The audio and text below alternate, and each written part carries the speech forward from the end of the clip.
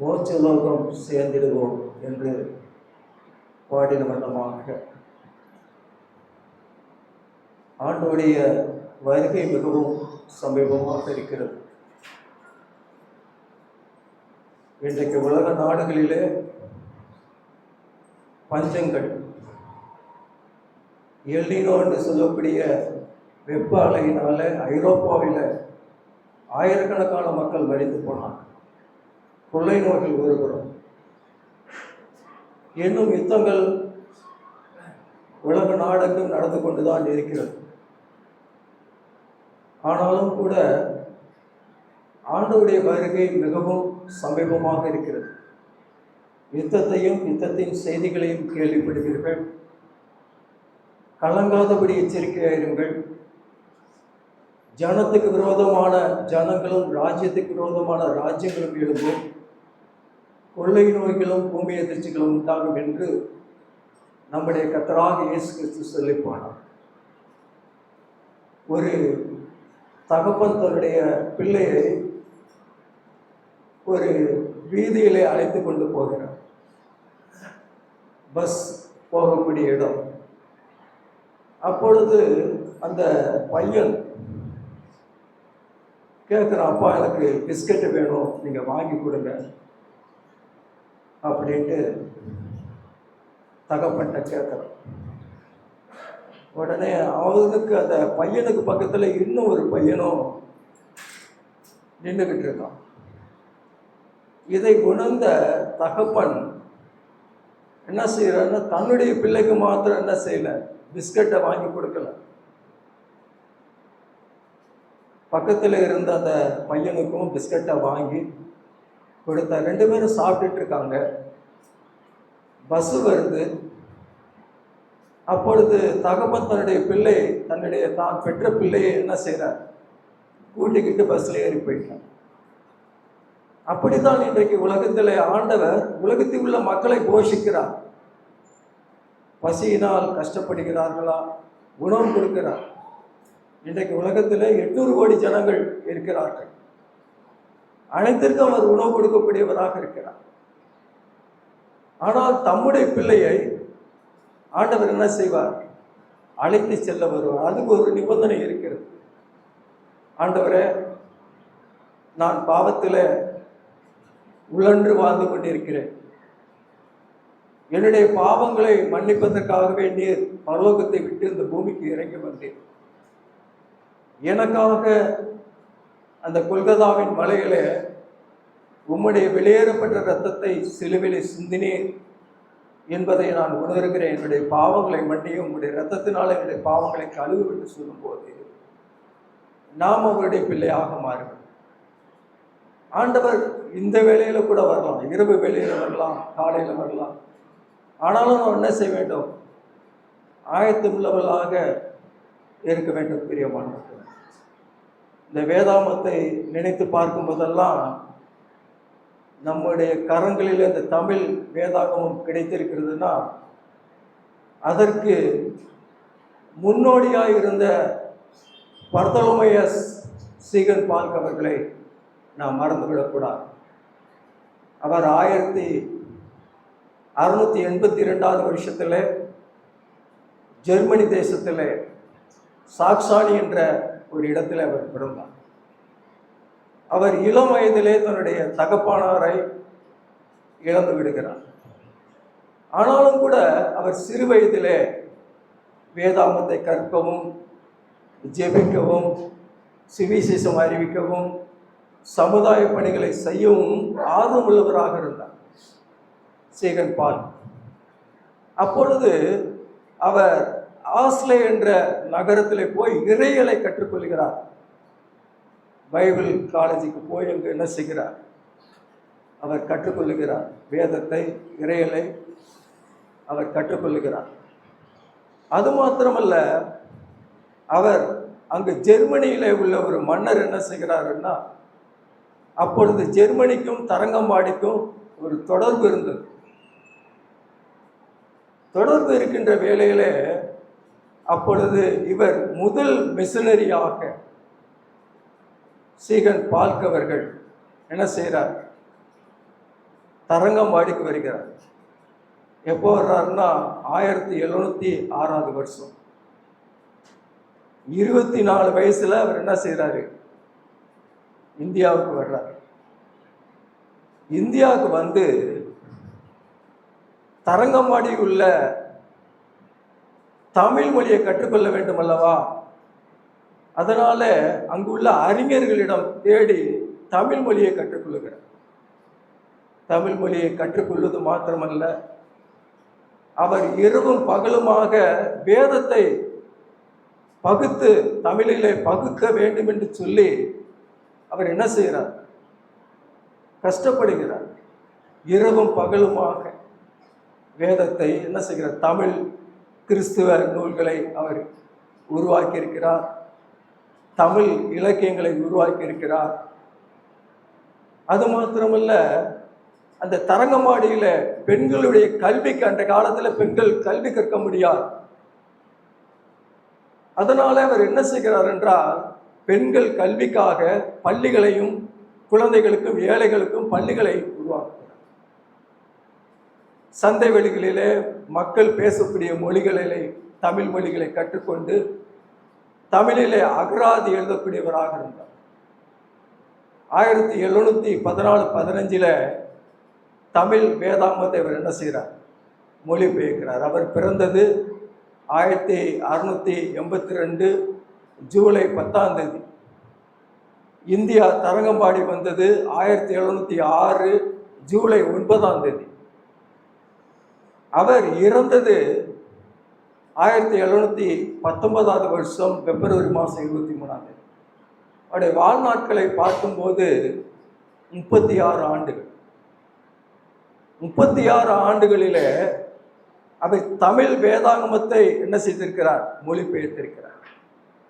தமிழ் வேதாகமத்தை நீங்கள் முழுமையாய் வாசித்திருப்பீர்கள் என்று நான் கூட அதிகமாக வாசிக்கவில்லை. குறைவுள்ளவர், வேதத்தை வாசிப்பதில் எனக்கு குறைவுள்ளவர். தமிழ் வேதாகமத்தில் 66 புத்தகங்கள் இருக்கின்றன. பழைய ஏற்பாடு 39 புத்தகம். அதில் 929 அதிகாரங்கள் இருக்கின்றன. 23,145 வசனங்கள் பழைய ஏற்பாடில் இருக்கு. புதிய ஏற்பாடை எடுத்துக்கொண்டால் மத்தேயுவிலிருந்து வெளிப்படுத்தின விசேஷம் வரைக்கும் 27 புத்தகங்களில் 260 அதிகாரங்கள் இருக்கின்றன. 7,957 வசனங்கள் இருக்கின்றன. மொத்தம் கூட்டி பார்த்தா 1,189 அதிகாரங்களும் 31,102 வசனங்களும் இருக்கிறது. இதெல்லாம் நாம் என்ன செய்யணும்? இதெல்லாம் அவர் எழுதியிருப்பார், பார்த்துக்கிட்டீங்களா?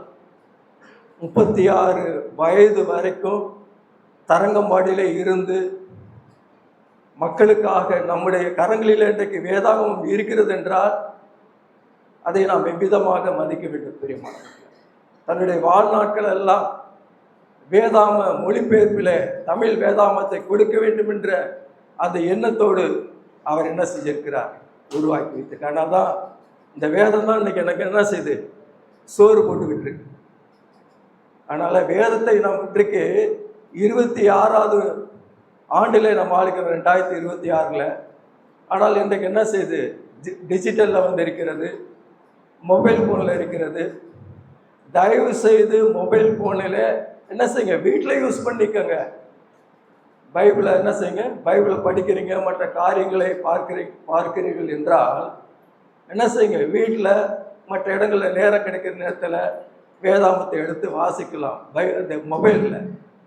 ஆனால் தேவ சபைக்கு வரும்போது நாம் எங்கு செல்லும் போது என்ன செய்யணும்? நமக்கு தேவன் கொடுத்த இந்த வேதாகமத்தை சுமந்து செல்லும். அது ஒருபோது நாம் மறந்து விடலாம். செய்திக்கு ஆதாரமாக லூக்கா எழுதின சுவிசேஷ புத்தகம் 12ஆம் அதிகாரம் 13 22 வரைக்கும் வாசிக்கலாம்.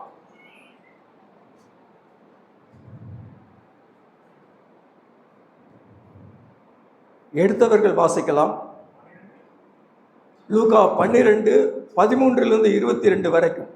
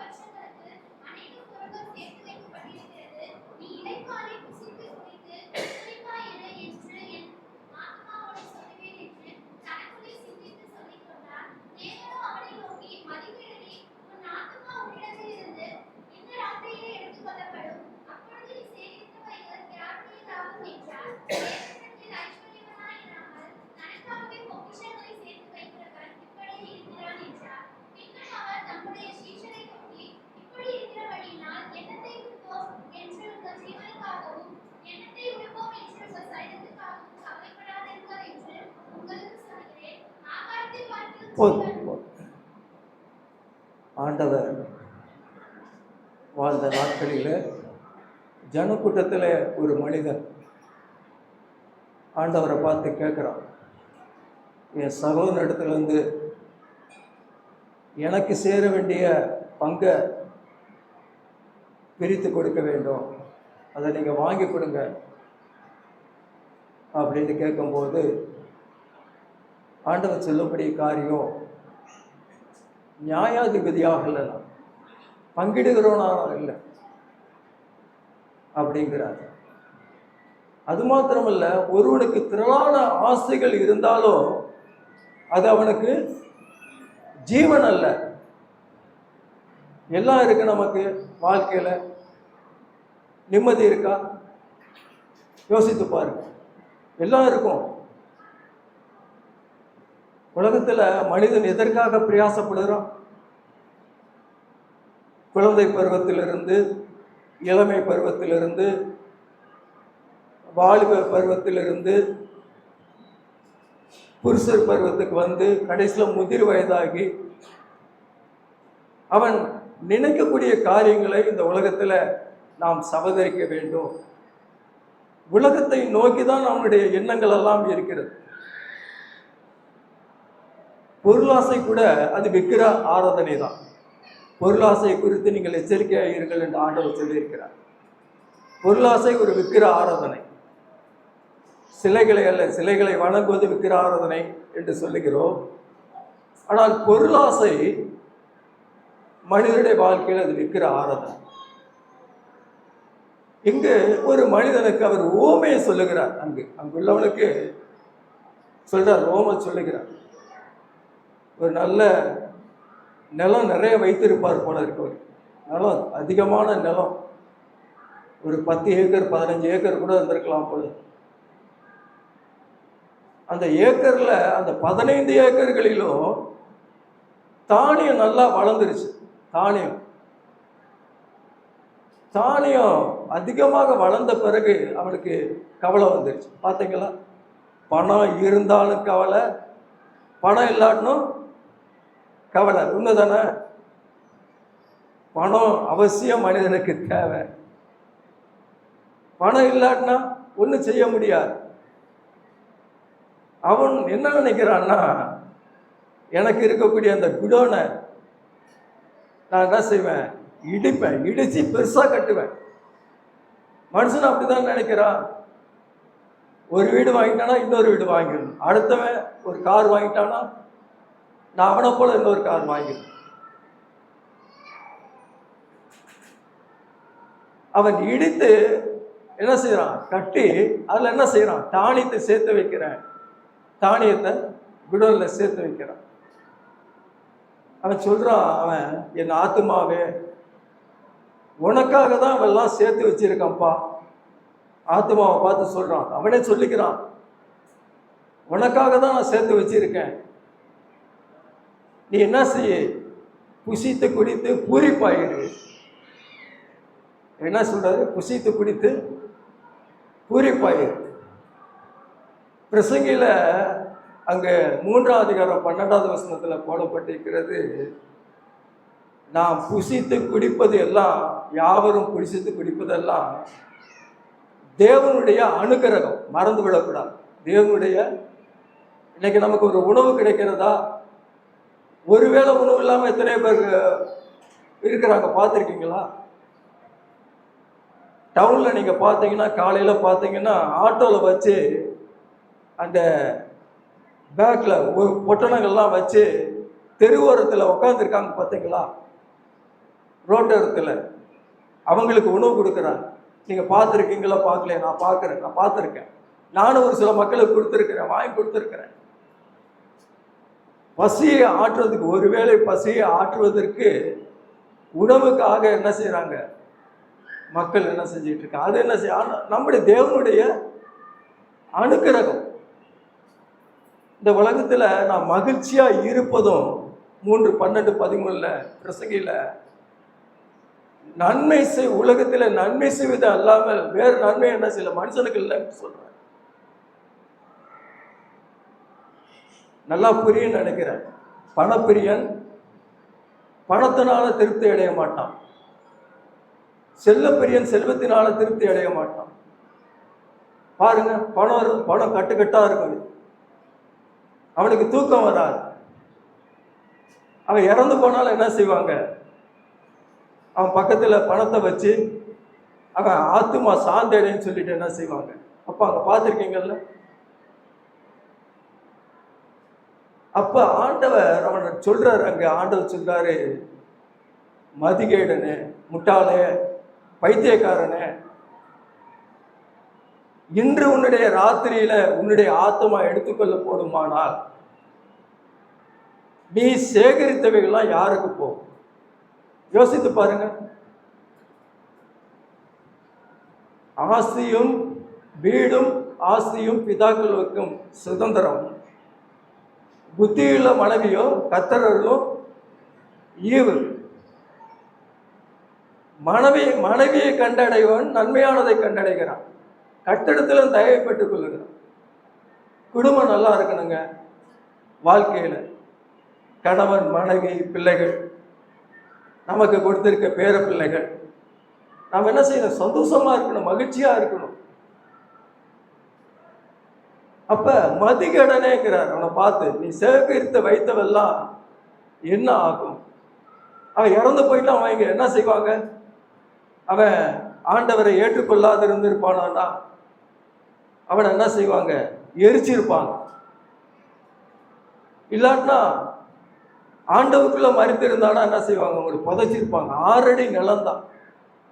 அவன் சம்பாதித்த சொத்து பத்து எல்லாம் என்ன செய்ய முடியாது. நானே மறிச்சு போறேன் வைங்க, என்ன வைப்பாங்க பெட்டியில? கண்ணாடியை முதற்கொண்டு எல்லாத்தையும் கட்டிடுவாங்க. உண்மைதானே? 6 அடி நிலம். அந்த 6 அடி நிலம் கூட சொந்தம் கிடையாது. கொஞ்ச நாள் ஆயிடுச்சுன்னா அதை இடிச்சு போட்டுட்டு இன்னொரு பாடி வைப்பாங்க. 6 அடி நிலம் கூட சொந்தம் இல்லை. போதும் என்கின்ற மனதுடனே கூடிய தேவ பக்தியே மிகுந்த ஆதாயம். உண்ணவும் உடுக்கவும் உனக்கு இருந்தால் அதுவே போதும் என்று இருக்க கடவோம். நான் உலகத்தில் ஒன்றும் கொண்டு வந்ததும் இல்லை, ஒன்றும் கொண்டு போவதும் இல்லை. 1 தீமோத்தேயு 6ஆம் அதிகாரத்தில் 6ஆம் வசனத்திலிருந்து எழுதப்பட்டிருக்கிறது. பண ஆசை எல்லா தீமைக்கும் வேறாக இருக்கிறது. சிலர் இச்சித்து தன்னுடைய விசுவாசத்தை விட்டு வழுவி தன்னை உருவக்குத்திக் கொள்ளுகிறார்கள். ஓ தேவனுடைய மனுஷனே, நீ நீதியும் தேவ பக்தியையும் விசுவாசத்தையும் அன்பையும் சாந்தத்தையும் பொறுமையும் நாடு என்று தீமோத்தேயுவுக்கு எழுதுகிறார். நம்முடைய நம்பிக்கை எது மேல இருக்குங்க? ஜீவனுள்ள தேவன் மேல நம்முடைய நம்பிக்கை இருக்கிறதா? ஜீவனுள்ள தேவன் மேல நம்பிக்கை இருக்கிறதா? இல்லது நாம் இந்த உலகத்தில் வாழக்கூடிய பொருட்கள் மேல நாம் நம்பிக்கை வைத்திருக்கிறோமா? சிந்தித்து பார்க்க வேண்டும். ஆத்துமம் நமக்கு மாத்திரம்தான் இருக்கு, மனிதனுக்கு மாத்திரம்தான் இருக்கு. ஆத்துமா, ஆவி, சரீரம். மற்ற விலங்குகளுக்கோ பறவைகளுக்கோ ஆத்துமா கிடையாது. ஆத்துமாவுக்காக பாவ நிவர்த்தி செய்கிறது இரத்தமே. லேவியராகும் புத்தகம் 17:10 போடப்பட்டு, மனிதனுடைய பாவங்கள் மன்னிக்கப்பட வேண்டுமானால் ஒரு இரத்தம் சிந்தப்பட வேண்டும். பாவ நிவர்த்தி, ஆத்மாவுக்காக பாவம் நிவர்த்தி செய்வது இரத்தமே. மாம்சத்தின் உயிர் இரத்தத்தில் இருக்கிறது. மாம்சத்தின் உயிர் இரத்தத்தில் இருக்கு. ஒரு மனுஷன் செத்து போறான், இரத்தமெல்லாம் போயிடுச்சுன்னு என்ன செய்வான்? இறந்து போயிடுவான். ஆனால் ஆண்டவர் என்ன செய்கிறார்? ஆண்டவராக இயேசு கிறிஸ்து ஏசாயா 53:12 அவர் தம்முடைய ஆத்துமாவை மரணத்திலே ஊற்றி அக்கிரமக்காரர் ஒருவராக எண்ணப்பட்டு நம்முடைய பாவங்களை என்ன செய்யறார்? சிலுவையில சுமந்தார். யோசித்து பாருங்க. ஆத்துமாவை மரணத்துல ஊற்றினார். இந்த உலகத்துல அவர் வாழ்ந்த நாட்கள் 33 ஆண்டுகள். கர்த்தராகிய இயேசு கிறிஸ்து அவர் பாவம் இல்லாதவராக பரிசுத்தம் உள்ள தேவனாக வாழ்ந்தார். இயேசு கிறிஸ்து என்றாலே தமது ஜனங்களின் பாவங்களை நீக்கி அவர்களை இரட்சிப்பார் என்று அர்த்தம். பாவத்திலிருந்து விடுதலை கொடுக்கக்கூடியவர் ஆண்டவராக இயேசு கிறிஸ்து. இந்த உலகத்தில் அவரை போன்ற சொல்லக்கூடிய வார்த்தைகள் ஒன்றுமில்லை பிரியமானவர்கள். நீ தீமையோடு எதிர்த்து நிற்க வேண்டாம். உன்னை வலது கணத்தில் ஒருவன் அறைந்தால் நீ மறுகணத்தையும் திருப்பி காட்டு. ஒருவன் உன்னை 1 மைல் தூரம் நடக்க சொல்ல சொன்னால் நீ 2 மைல் தூரம் என்ன செய்? அவனோடு நடந்து செல். உன்னிடத்தில் கேட்கிறவனுக்கு என்ன செய்? நீ கொடு. முகம் கோணாதேங்கிறார். உன் சத்துருக்களை சிநேகிகள் என்று ஆண்டவர் சொல்லி போயிருக்கிறார். சத்துருக்களை சிநேகிக்க வேண்டும். பகைக்கிறவர்களுக்கு நன்மை செய்ய வேண்டும். சபிக்கிறவர்களை ஆசீர்வதிக்க வேண்டும். நிந்திக்கிறவர்களுக்காக ஜெபம் பண்ண வேண்டும். இதுதான் ஆண்டவர் கற்றுக் கொடுத்த பாடம். முதலாவது என்னை நேசி. உன் முழு இருதயத்தோடு உன் முழு மேலத்தோடு என்னை நீ நேசி, மற்றது பிறனை நீ நேசி என்று அவர் என்ன செய்கிறார்? கற்பனைகளை சுருக்கி கொடுத்தார். அவருடைய சீசர்களாய் இருக்கிறவர்கள் அன்பு என்ன செய்வார்கள்? அன்பு கூறுவார். அவர் ஆத்துமத்தை மரணத்தில் ஊற்றினார். கெத்செமனே தோட்டத்தில் யோவான், பேதுரு, யாக்கோபை கூட்டிக் கொண்டு செல்கிறார். மற்ற சீசர்கள் எல்லாம் என்ன செய்கிறார்? தள்ளி வைத்து விட்டார். என்னுடைய ஆத்மா மரணத்துக்கு ஏதுவான துக்கம் கொண்டிருக்கிறது என்று சொல்லி அவர் என்ன செய்கிறார்? முகங்குப்புற விழுந்து மும்மரை ஜெபிக்கிறார். பிதாவே, இந்த பாத்திரம் என்னை விட்டு நீங்க கூடுமானால் நீங்கட்டும். இது என்னுடைய சித்தம் இல்லை, உம்முடைய சித்தமே ஆகட்டும் என்று சொல்லி அவர் என்ன செய்கிறாரு? அங்கே ஜெபிக்கிறார். என்னிடத்துல 1 மணி நேரமாவது நீங்கள் விழித்திருந்து ஜெபிக்க கூடாதா என்று கேட்கிறார். அவருடைய வேர்வை இரத்தத்தின் பெருந்துளிகளாக தரையில விழுந்தது. பிரியமானவர், அவனோடு ஆண்டவரோடு இருந்த யூதாஸ் என்ன செய்யறான்? 30 வெள்ளி காசுக்கு ஆண்டவரை காட்டி கொடுக்கிறான். சிநேகிதனே என்று சொல்லி முத்தம் செய்கிறான். கல்லனை பிடிக்கிறதை போல ஆண்டவரை என்ன செய்கிறார்கள்? பிடித்து கொண்டு செல்லுகிறார். ஒரு கல்லனை, திருடனை எப்படி பிடித்து கொண்டு செல்லுவார்களோ அவ்விதமான நிலைமையில் அவனை அடித்து கொண்டு செல்லுகிறார். பிரதான ஆசனுக்கு முன்பதாக அவர் நிறுத்தப்படுகிறார். அதுக்கு பின்பதாக பிலாத்துக்கு முன்பதாக நிறுத்தப்படுகிறார். பிலாத்து என்ன செய்கிறார்? அவருடைய முதுகிலே வாரினால் அடிப்பித்து அவருடைய தலையில முள்ளான கீடங்களை சூட்டி கையில ஒரு கோலை கொடுத்து யூதருடைய ராஜாவை வாழ்க வாழ்க என்று சொல்லி அங்குள்ள என்ன செய்கிறாங்க? சேவகர்கள்லாம் ஆண்டவரை அடிக்கிறார். தலையிலே வழிந்தோடின ரத்தம், முற்கிடம் சூட்டப்பட்ட தலையிலிருந்து வழிந்தோடின ரத்தம், அவருடைய முதுகிலிருந்து வழிந்தோடின ரத்தம். அதோடு அவரை என்ன செய்கிறார்கள்? சிலுவையை சுமக்கும்படியாக அவரை அங்கு கொண்டு செல்லுகிறார். அவரை கொண்டு செல்லுகிறார். சிலுவையில் அவர் என்ன செய்கிறார்கள்? 3 ஆணிகளால் அடிக்கிறார். நமக்காக அவர் ஜீவனை கொடுத்தார். பிரியமானவர்கள், அவருடைய வலது பக்கத்தில் ஒரு கல்லனும் இடது பக்கத்தில் ஒரு கல்லனும் சிலுவையில் தொங்கிக் கொண்டிருக்கிறார். ஆனால் அவர் சொன்ன வார்த்தை, பிதாவே இவர்களுக்கு மன்னியும், நான் செய்கிறது என்னதென்று அறியாதிருக்கிறார்கள் என்று சொன்னார். கெத்செமனே தோட்டத்தில் தண்ணீர் பிடிக்காதவர் சிலுவையில தாகத்துக்கு தண்ணீர் கேட்கும் போது எவ்வளவு மணி நேரம் பார்த்துக்கிட்டீங்களா? பிரதான ஆசிரியனுக்கு என்பதாக, பிலாத்துக்கு என்பதாக சிலுவையை சுமந்து வென்ற தூரத்தில் அவர் தண்ணீர் தாகத்தினாலே தவிக்கின்ற போது கசப்பு கலந்த காடியை விட்டு குடிக்கப்படுகிறார். காடியை வாங்கின பின்பதாக எல்லாம் முடிந்தது என்று சொல்லி பிதாவின் கரங்கள் எடுத்து தன்னுடைய ஆவியை ஒப்பு கொடுத்தார். சிலுவையில மரித்து போனார். ஆனாலும் அவரை அடக்கம் பண்ணினார்கள். ஆனால் தாம் சொன்னபடியே அவர் என்ன செய்கிறார்? 3ஆம் நாளிலே மரணத்தை வென்று உயிரோடு எழுந்தார். அந்த ஆண்டவரை தான் அன்றைக்கு நாங்கள் பிரசங்கித்தோம். மரித்த தேவர்களை அல்ல, மரித்து உயிரோடு எழுந்து இன்றைக்கு பரலோகத்தில் சென்றிருக்கின்ற ஆண்டவரை என்ன செய்கிறார்? ஆண்டவரை நாம் என்ன செய்கிறோம்? அங்கு பார்க்கலாம், பரலோகத்தில் பார்க்கலாம். அவர் வரப்போகிறார். இன்றைக்கும் நீங்க ஆண்டவரை ஏற்றுக்கொள்ளாதவர்கள் யாராவது இருப்பீர்களானால், ஆண்டவரே என்னுடைய இதயம் கடினப்பட்டிருக்கிறது, ஆண்டவரே என்னுடைய வாழ்க்கையில எவ்வளவோ பாவங்கள், பாவ சுமை என்னை அழுத்தி கொண்டு இருக்கிறது, என்னுடைய பாவங்களை மன்னியும் உடைய இரத்தத்தினாலே கழுவும் என்று சொல்லி அவரிடத்துல உன்னுடைய இதயத்தை நீ ஒப்பு கொடுத்தால் ஆண்டவர் உன் இதயத்தில் வருவார், அவருடைய பிள்ளையாய் மாட்டார். ஒரு காலனியில வயசான அம்மாக்கள்லாம் காலனியில் இருந்துட்டு இருக்காங்க, வீடு வீடாக இருந்துட்டு இருக்காங்க. அப்போ பக்கத்து வீட்டில் இருக்க ஒரு வயதான அம்மா இந்த அம்மாவோட சண்டை போட்டுருச்சு. சண்டை போட்ட உடனே இந்த அம்மா என்ன நினச்சிக்கிட்டு, அந்த அம்மா நைட்டு கூட வந்து என்ன செய்வா, நம்ம வீட்டு கதவை தட்டி சண்டைக்கு இழுப்பான்னு சொல்லி என்ன செஞ்சிட்டான், வீட்டுக்குள்ள கதவை அடைச்சிக்கிட்டு அவ வீட்டுக்குள்ள இருக்கா அந்த அம்மா. அப்ப அந்த இரவில் அந்த இங்கிலாந்து நாட்டின் ராணி விக்டோரியா குவீன் அவர்கள் என்ன செய்யறாங்க, அங்க வயதானவங்கள்லாம் பார்த்து உதவி செய்யணும்,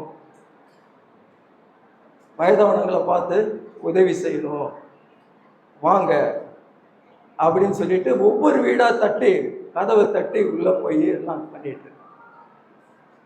இந்த அம்மா வீட்டுக்கு வந்த உடனே கதவை தட்டுறாங்க, அந்த ராணி கதவு தட்டுறாங்க, குவீன் தட்டுறாங்க. ஆனா இந்த அம்மா நான் நினைச்சுக்கிது, பக்கத்து வீட்டுக்காரி வந்து நம்மள சண்டை போட்டுக்கிட்டு இருக்கா, நான் கதவை திறக்க மாட்டேன். இன்றைக்கு நம்ம அப்படிதான் இருக்கோம். வாலிப பிராயத்தில் இருக்கக்கூடியவர்களும் எத்தனையோ முறை சுவிசேஷத்தை கேட்டுட்டு இருக்கிறோம். அப்புறம் இதே கதவை திறக்கிறோமா? யோசித்து பாருங்க. அவ தட்டி தட்டி பார்த்துட்டு அந்த ராணியம்மா போயிட்டாங்க. காலையில எழுந்து கதவு வந்து பார்த்தா பக்கத்தில் இருக்கவங்கலாம் வந்து சொல்றாங்க, ராணி வந்தாங்க, எங்களுக்கு இவனெல்லாம் கிஃப்ட் எல்லாம் கொடுத்துட்டு போனாங்க, தங்க காசு கொடுத்தாங்க, அது கொடுத்தாங்க, இது கொடுத்தாங்க, உடை கொடுத்தாங்க.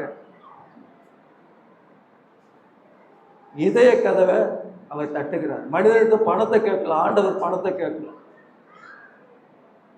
பணத்தை என்ன செய்யல, பணத்தை கேட்கல, நம்முடைய இதயத்தை தான் கேட்கல. மகனே மகளே, உன் இருதயத்தை எனக்கு என்ன சார் தான் தான் கேட்கணும். ஆனால் இன்றைக்கு ஆண்டவரிடத்துல என்ன செய்யுங்க, உங்க இதயத்தை ஆண்டவருக்கு ஒப்பு கொடுங்க. அன்றைக்கு ஆண்டவர் வரும்போது என்ன செய்வீங்க, பரலோகத்துக்கு அவர் எடுத்து செல்லுவார், பரலோக வீட்டுக்கு விண் வீட்டுக்கு எடுத்து செல்லுவார். கண்ணீர் இல்லாத அந்த நாட்டில், கவலை இல்லாத நாட்டில், மரணம் இல்லாத நாட்டில், மகிழ்ச்சியான நாட்டில் என்ன செய்யலாம், நித்தியமா வாழலாம்.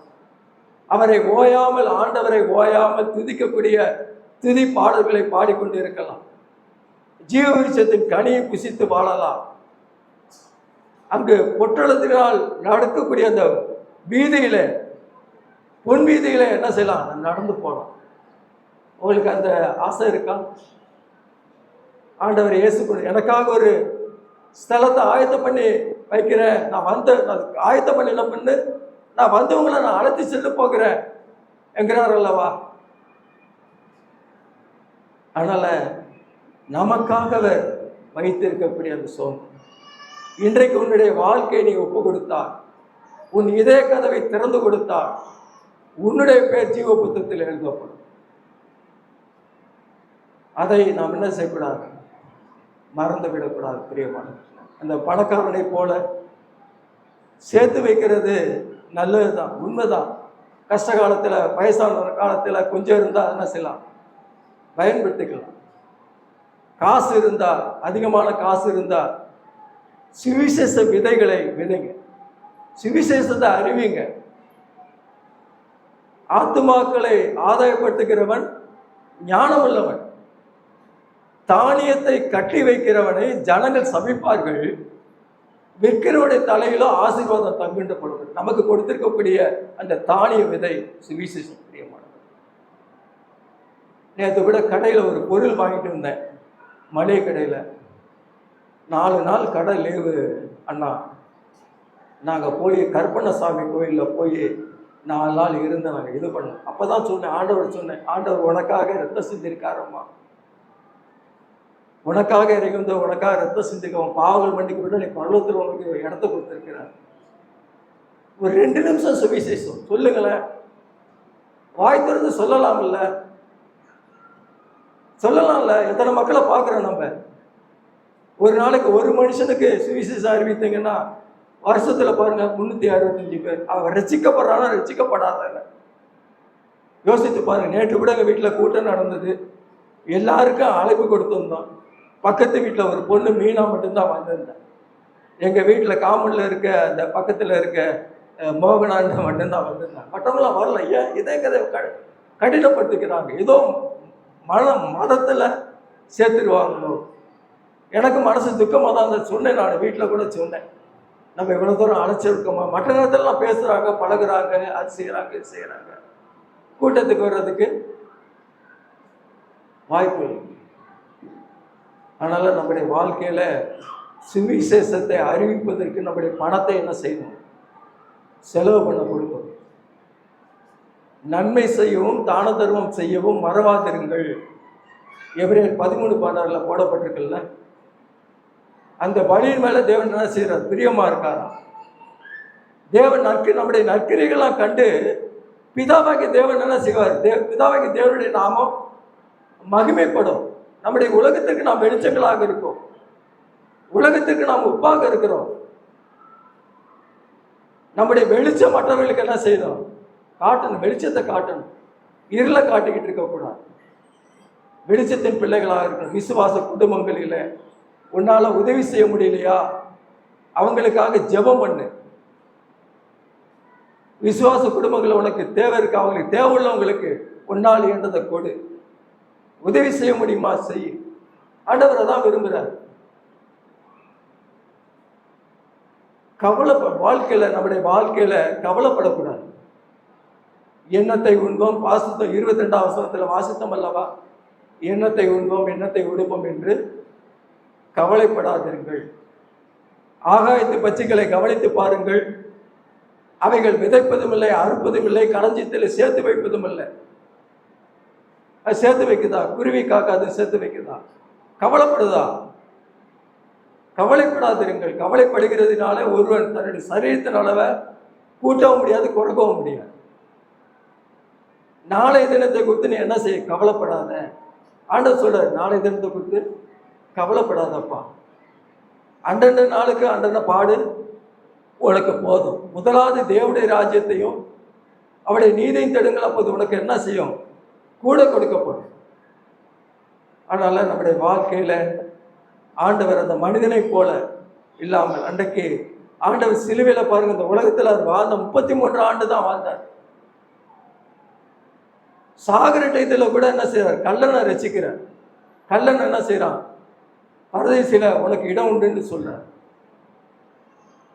அங்க கூட அவர் ஆத்துமாதாயம் செய்கிறார், ஜெபிக்கிறார்.